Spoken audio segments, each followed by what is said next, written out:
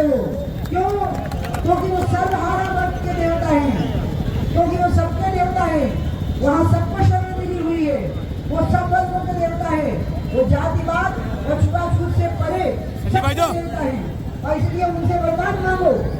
आज इस देश में भूखमरी खत्म हो गई है, भूख से कोई नहीं मरता, लेकिन अस्पताल में, प्राइवेट में और सरकारी अस्पताल में बहुत बड़ा अंतर है कि नहीं बताओ? प्राइवेट और सरकारी शिक्षा में बहुत बड़ा अंतर है कि नहीं बताओ?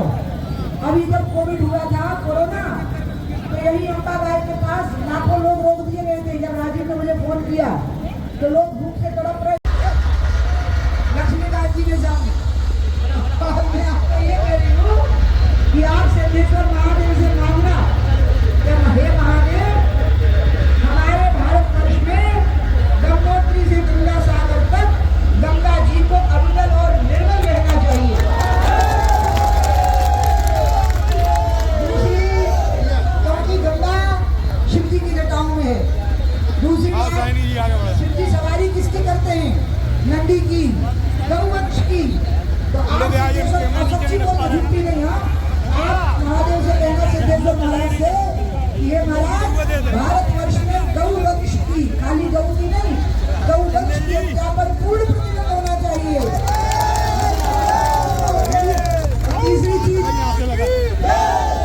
तीसरी चीज क्या है? महादेव का वरदान अमोघ होता है। खुश हो गए तो सोने की लंका दे दी, नाराज हो गए तो हनुमान जी होके पूरी फूक दी, क्योंकि आखिर हनुमान जी भी तो शंकर जी के ही रूप हैं। उन्हीं का है ना शंकर सुनन, यानी सूर्य शंकर जी, केसरी नंदन। तो खुश हो गए तो रावण को कहा, आजा बच्चा ले ले सोने की लंका, और नाराज हो गए तो रामचंद्र जी को वरदान दे दिया, तो जाओ संहार कर दो। क्योंकि शिव जी अपने बारे में नहीं सोचते, शिव जी आपके बारे में सोचते।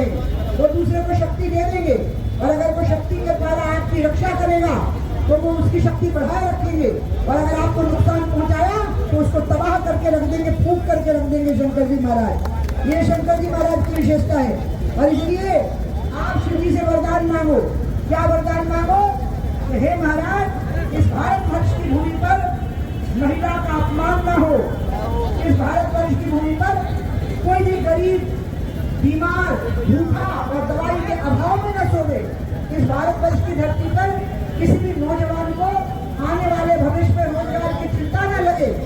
इस भारतवर्ष की धरती पर एक 16 साल की लड़की सोने से मरी हुई आधी रात को भी जंगल में से बिना डरे निकल जाए, उसको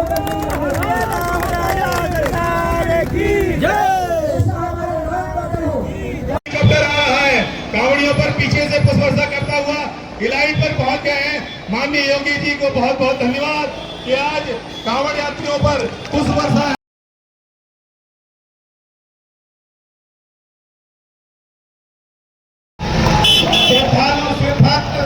कांवड़ यात्री कांवड़ों को ओरछा से लेकर सिद्धेश्वर मंदिर की तरफ अग्रसर हो रहे हैं। देखो कांवड़ यात्री बड़ी तेजी के साथ में सीधे सीधे सिद्धेश्वर मंदिर की तरफ। आप सभी पंचायती नदियों से आग्रह है, कृपया जनप्रतिनिधियों को थोड़ा सा आगे स्थान दें। आप सभी, हमारी मातृशक्ति यहाँ खड़ी है, बहन जी थोड़ा सा आप लोग पीछे को हो जाए। किसी एक पार्टी को मिली ऐसे लोकप्रिय नेता आदरणीय लक्ष्मीकांत वाजपेयी जी भी आज इस कार्यक्रम में सहभागी हो रहे हैं। मैं दिल से और पूरी झांसी हृदय से उनका अभिनंदन करते हैं। जब 2014 में मोदी जी की सभा थी तो उसके लिए गांव गली मोहल्ले में स्कूटर से घूमकर नहीं पाया। ऐसा ऐतिहासिक काम और विपक्ष की सरकारों के खिलाफ जो हल्ला बोलने का काम, जो उनको ललकारने का काम हमारे आदरणीय वाजपेयी जी के माध्यम से होता था, वह आज भी एक उदाहरण के रूप में समाज में स्थापित है।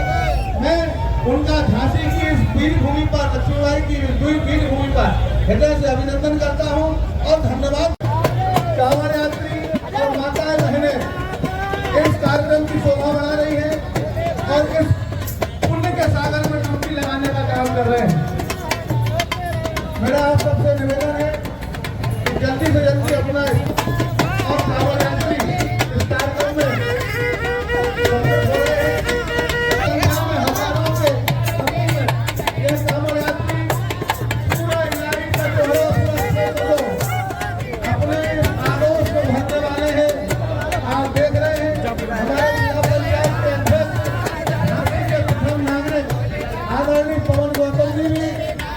मित्रों सहयोगियों के साथ आदरणीय ब्लॉक प्रमुख ब्लॉक चिरगांव श्री राजकांत लाल जी, किसानों के वसीला, किसानों के नेता, वह भी इस यात्रा में सम्मिलित होकर उनका भी अभिनंदन।